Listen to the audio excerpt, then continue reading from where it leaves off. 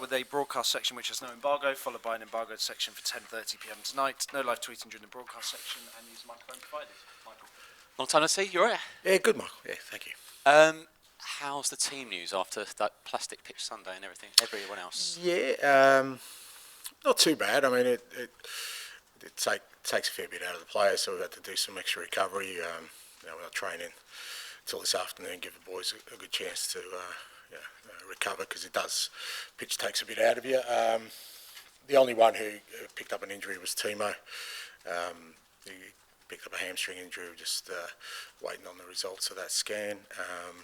And then everyone else sort of, like I said, apart from being sore, pulled through okay. And in terms of incoming, Richie is available. Mick Arteta's mentioned a few injuries for them this morning, but it's been a real tough few months in terms of injuries here. Are we at a stage now, special as this game is, let's just play it? There's no good or bad time to play it. Let's just get this great game underway. Well, you've got no choice. That's the fixture. So,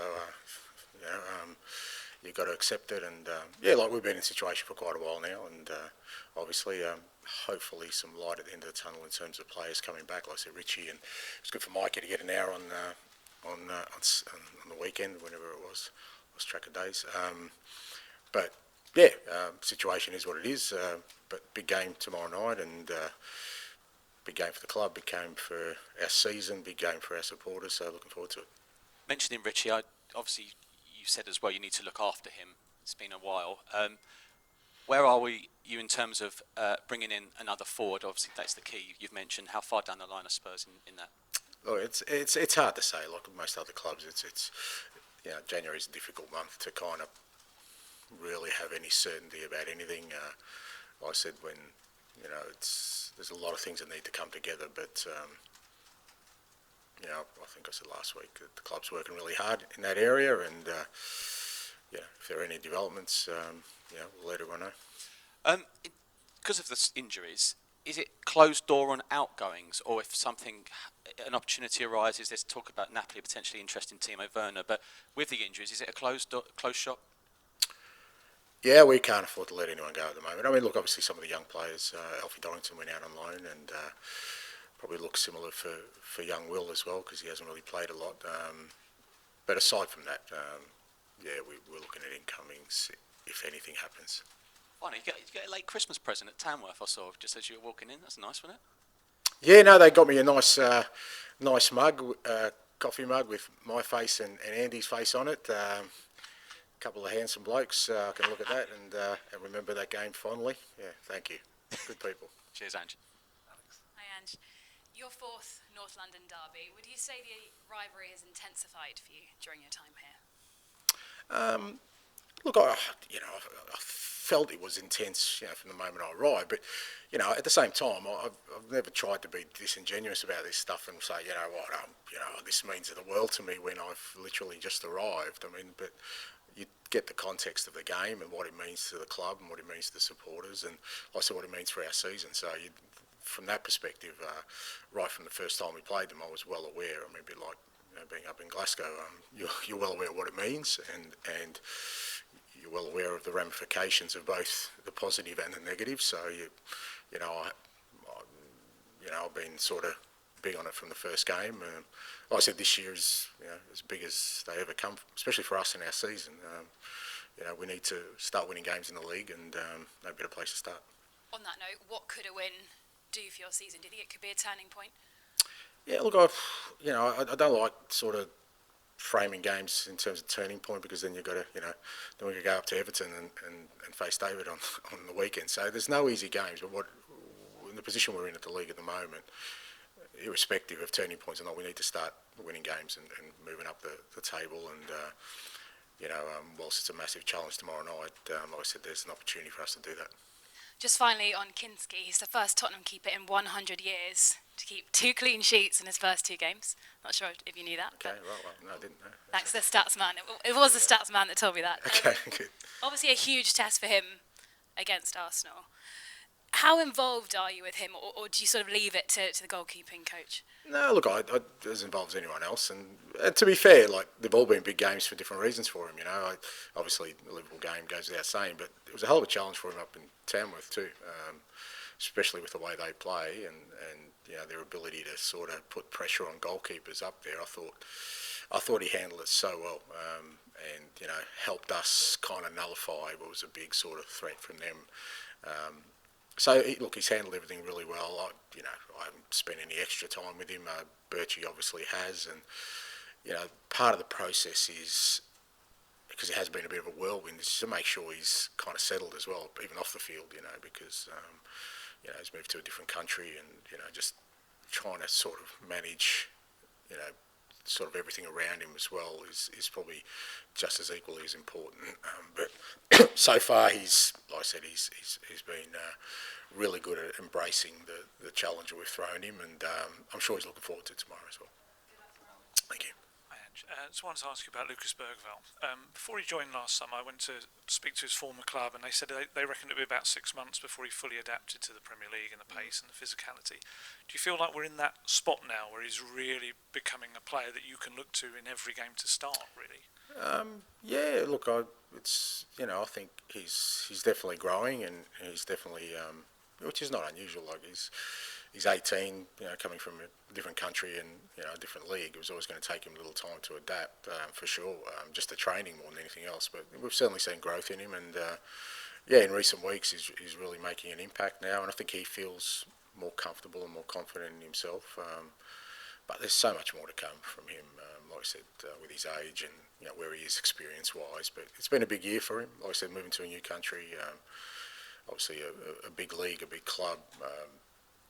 You know, even getting to the senior national team, Sweden, you know, as an 18-year-old. All these things are pretty big and significant moments, and you kind of look at how you know young people handle them, and I think he's handled it all really, really well in that. You know, he's just kept his head down and kept working and waited for his opportunity, and yeah, he's doing well. I was going to ask you that. Kind of players like him and Archie as well, what is it about them kind of mentally that allows them to adjust that quickly to such a big like stage, really? Well, I guess it's just upbringing and sort of the kind of people they are. It's you know, I'm sure it's a bit of DNA, a bit of nurturing, a bit of environment, a bit of everything, you know, and yeah, it's a big part of sort of what we've tried to do in terms of the players we've brought in here, and you know those two, and you know Mikey's only 17, and even guys like Kinski and Destiny and Pape, you know, all these Mickey Van der Ven, you know, who come across as young players. I think all of them, whatever challenge we've thrown them, irrespective of kind of,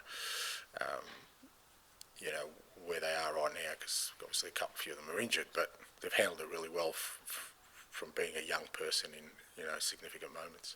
How important a game is this to have Richarlison back in? Because it's fair to say he likes a fiery encounter, and this is obviously one of those. Just good to get him back. You know, he's had you know, obviously some you know, unfortunate season for us, but you know, last year when he played, and you know, even a little bit he played this year. I mean, he was you know when he did his hamstring, you can see it's not just he fights and scraps for everything, but he's got quality as well, and just having an extra attacking player. I mean, like I said, with him and Mikey now sort of being available makes such a difference to us in what we can do during games, between games, you know, in terms of the way we play. We've taken our time with him this time, for sure. You know, he's been harassing me for the last sort of 10 days to be involved. But, you know, we've kind of tried to stay disciplined with that, and he's looked really good at training. He looks like he's ready to go, so really happy to get him back involved. And hope you're well. Yep. Just looking at the Arsenal team, they've got a few injuries going into this match. Do you have a bit of sympathy with Arteta, especially? It looks like Gabriel Jesus has a ACL problem. Yeah, I don't know how much sympathy have they all had for me, mate. I'm not really sure. So, you know, I certainly have empathy.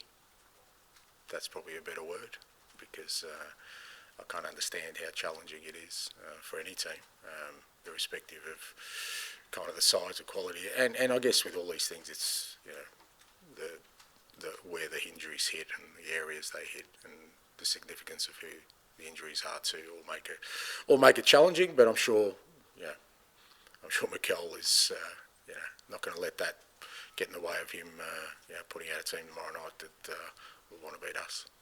Yeah, you say where the injuries have hit, and for you it's been a lot about the defence, but I think for them it's sort of centering around the attack, and they're getting a lot of criticism around sort of not scoring enough goals. Do you is that part of it as well, where you can look at it and say, we've had a bit of that sort of criticism, and what are the reasons behind it as well, do you think, for teams losing these players in these positions?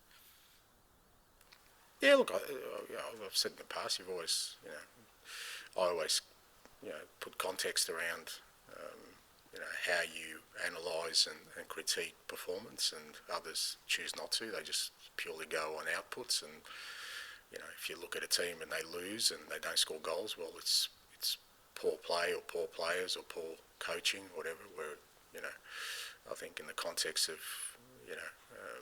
cohesion, fluidity, if you've got injuries and disruptions, that does affect what you do. But I think, look, I've said before, I think we've obviously been hit really hard, but they're starting to accumulate for most clubs. I'll be very surprised if any club goes through unscathed the way the season is going so far. Bournemouth have had a couple now. Brighton. There's a few clubs who are now starting to rack up a few of those. Obviously us with our fixture schedule, we've probably been hit harder than most, but like I said, I'll be surprised if any club comes through unscathed this season. On the sympathy and empathy front, was the sort of cynical side of you maybe a bit happy that they played 120 minutes against Man United ahead of this game, because you also had to do the same? I'm not a cynical kind of person, mate. I enjoyed the game. I enjoyed the theatre. I thought it was a cracking game, cracking cup game, and two sides going at it, and enjoyed it. Hi, Ange. The rivalry with Arsenal became quite a big theme when you played Manchester City in May, with some Spurs fans seemingly wanting their team to lose or content for their team to lose. I just wondered what you learnt about the North London sort of rivalry from that experience. Nothing I didn't already know. I mean, it's